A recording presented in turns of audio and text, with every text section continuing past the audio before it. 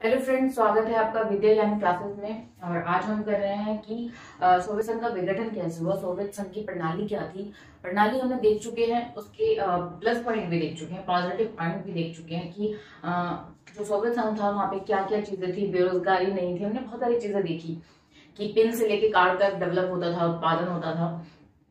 अब हम जानेंगे कि नेगेटिव पॉइंट क्या थे, कहाँ से उनकी जो व्यवस्था थी, चाहे वो आर्थिक व्यवस्था हो चाहे शासन की व्यवस्था हो, वो कैसे लड़खड़ा गई। ठीक है, तो हम नेगेटिव पॉइंट आज जान रहे हैं। पॉजिटिव पॉइंट हमने पिछली वीडियो में जान लिए थे। ठीक है, तो नकारात्मक पहलू देख रहे हैं हम। ठीक है, इसकी प्रणाली में तो नकारात्मक पहलू सबसे फर्स्ट नंबर आता है। जैसे मैंने आपको बताया था कि जो ये प्रणाली है, सोवियत समाजवादी जो शासन व्यवस्था है, ठीक है, उसका क्या होता है, हर चीज गवर्नमेंट के अंडर होती है। ठीक है, ये चीज मैं पहले बता चुकी हूँ ना कि जो जहां पे भी ये प्रणाली होगी उसके अंदर क्या होता है, हर चीज गवर्नमेंट के अंडर होती है, अधीन होती है। तो जब भी कोई चीज गवर्नमेंट के अधीन होगी तो वहां पे क्या डेवलप होगा, नौकरशाही, है ना। काम करने वाले होंगे ना शासन के, तो नौकरशाही यानी गवर्नमेंट के जो नौकर होते हैं उनका क्या होने लगा, उनका दबदबा होने लगा। ठीक है, मतलब हर जगह वो नजर आने लगे।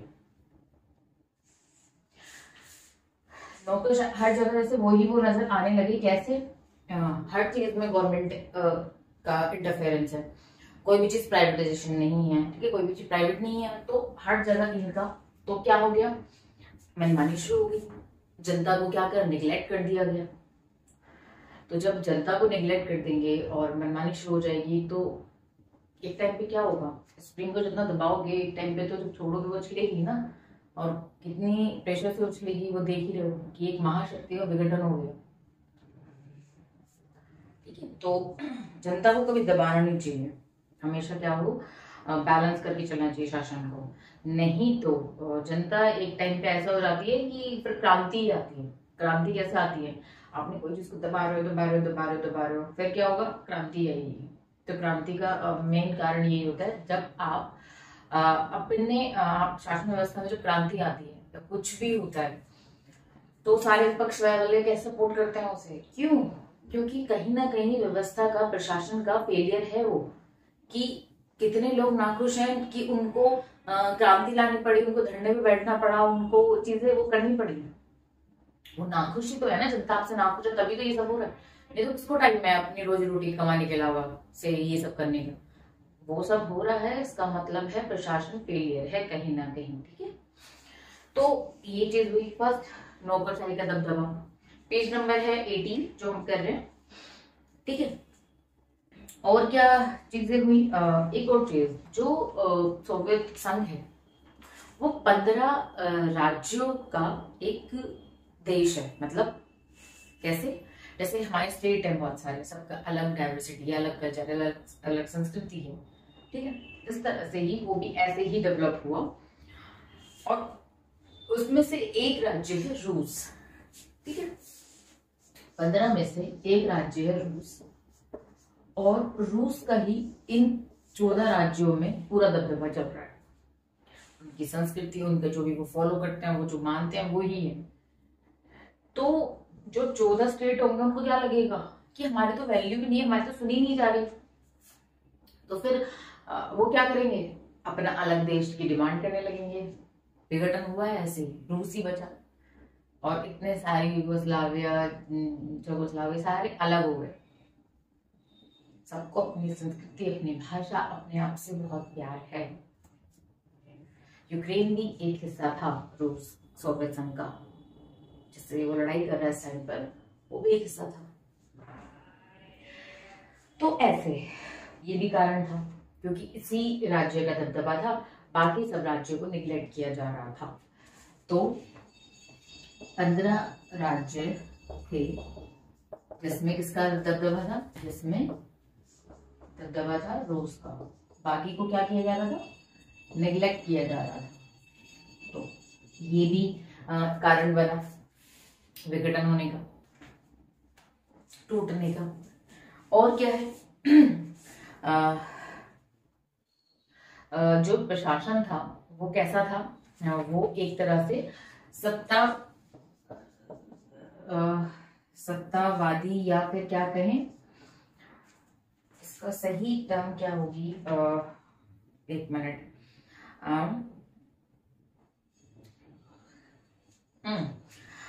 सत्तावादी, ठीक है, सत्तावादी हो गया था, बिल्कुल सही टर्म है, सत्तावादी था, क्योंकि किसी भी जनता की बात नहीं सुनते थे, अभिव्यक्ति नहीं थी, मतलब कम्युनिकेशन नहीं था आपस में, मिस कम्युनिकेशन की वजह से जब आप किसी कोई दुख में है या कोई परेशानी है, आप कोई शासन सुनने वाले ही नहीं है, तो फिर आप क्या करोगे, परेशान ही होगे ना, परेशान होने के बाद क्या करोगे, अलग होने की कोशिश करोगे।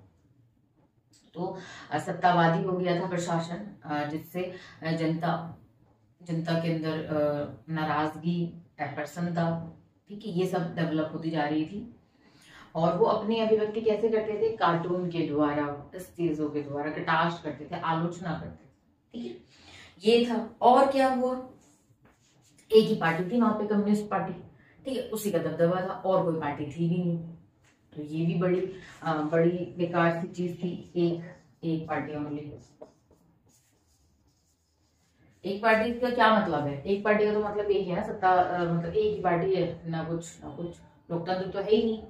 तो जहां पे लोकतंत्र नहीं होगा, लोकतंत्र मतलब जहाँ पे लोगों की सहमति ही नहीं है, कुछ है ही नहीं, तो फिर वहां पे लोग क्या होंगे, ये हर एक पॉइंट में दिख रहा है ना, लोग कैसे नाखुश हो रहे हैं, है ना।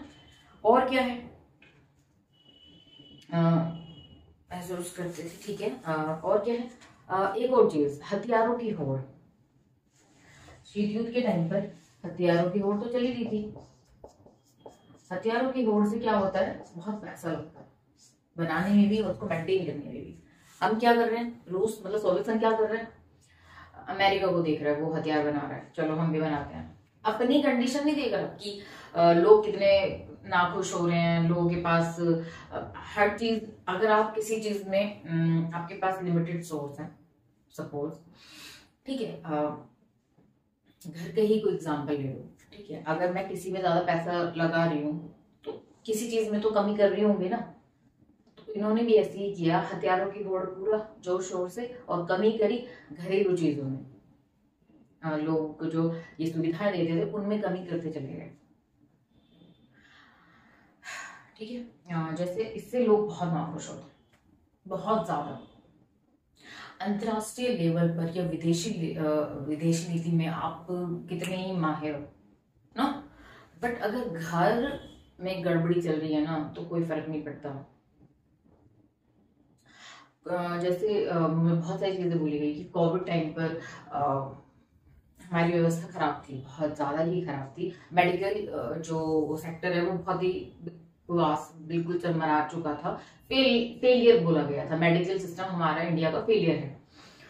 तो कोई बोलता है कि सरकार क्या कर रही है, विदेश में इतना अच्छा काम कर रही है, तो जनता को क्या फर्क पड़ रहा है, उसके लोग मर रहे हैं, ऑक्सीजन नहीं मिल रही, विदेश में क्या चल रहा है, डजंट मैटर, डजंट केयर, हमारे लोग को बचाओ ना, मतलब फैमिली मेंबर, तो उनको उस चीज से ज्यादा ज्यादा फोकस है, वो कि हम क्या करें, हथियार क्यों बना रहे हो तुम, मतलब जो सोवियत संघ की जनता है वो तो ये सोचेगी ना, हथियार का हम क्या करें, हमारी सुविधाएं कहाँ हैं, परिवहन सुविधा, और भी बहुत सारी चीजें बोली गई हैं, जैसे ऊर्जा के क्षेत्र में इसका हम क्या करें, ये सब चीज चल रही है, हमें तो ये बेसिक चीज चाहिए ना, तो जनता इससे भी नाखुश थी। और एक और चीज क्या कर दिया इसने, सोवियत संघ ने, अफगानिस्तान पर हमला कर दिया। इससे जब आप कहीं पर हमला करते हो, आपके बहुत सोर्स जाते हैं, बहुत सारा पैसा लगता है, इससे मतलब ये एंड पॉइंट था, या ये विघटन का, या जो व्यवस्था थी उसका चरमराने का सबसे एंड पॉइंट था अफगानिस्तान पर हमला करना। इसके बाद पूरी व्यवस्था बहुत ज्यादा बिगड़ गई सोवियत संघ की, ठीक है, तो ये एंड पॉइंट था। कब हुआ ये, 1979 में। इन्होंने इस टाइम पर इनकी कंडीशन पूरी तरह से 1979 में इनकी कंडीशन पूरी तरह से खराब हो चुकी थी, ठीक है, मतलब 70 के दशक में अगर हम करें तो 1970 के दशक में और क्या हो गया, चीजें फिर क्या से हो गई, जो सोवियत संघ है वो अपना अन्न, अपना खाना डेवलप नहीं कर सकते, क्योंकि वहां पे बहुत ठंड पड़ती है, तो वहां पे कोई खेती इतनी होती नहीं है। तो वो क्या करते हैं, आयात करते हैं। और आयात इतना बढ़ गया कि मतलब ज्यादा बढ़ गया वो, ठीक है। और क्योंकि और चीजों पे ध्यान नहीं है, और हर चीज में पश्चिमी देशों से क्या होते चले गए, पीछे छूटते चले गए। इस कंडीशन, ये जो कंडीशन दिख रही है इसकी वजह से, ठीक है। पश्चिमी देश से पीछे छूट गए, आयात बहुत ज्यादा बढ़ गया, इससे पूरी व्यवस्था खराब हो गई। तो ये नेगेटिव पॉइंट है जो मैंने आपको बताए, ठीक है। तो इस तरह से कंडीशन खराब हुई। और अब हम गोर्बाचोव सोवियत संघ के विघटन के बारे में पढ़ेंगे। गोर्बाचोव कौन है?